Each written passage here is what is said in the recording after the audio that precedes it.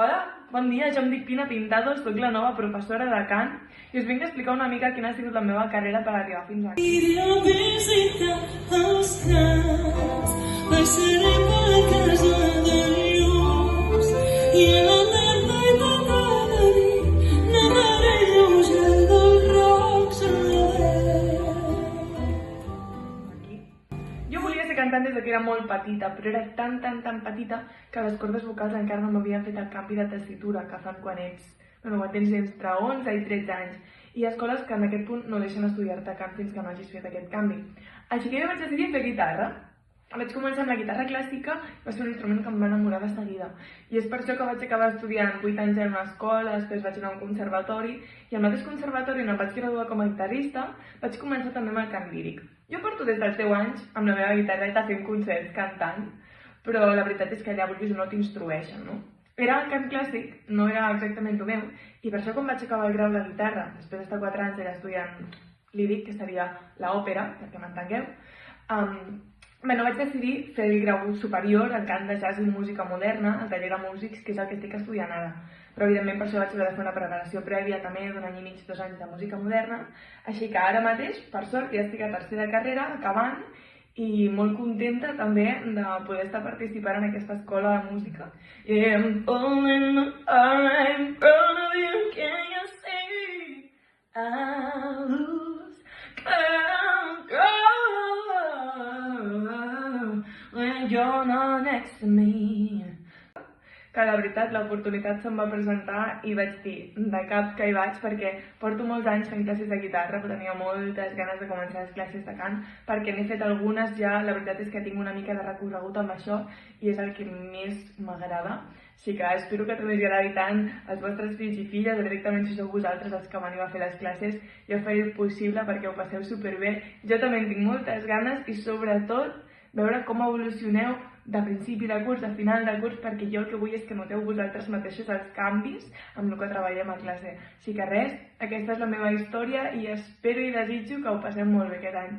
Així que moltes gràcies i que tingueu, els últims dies de descans ben feliços.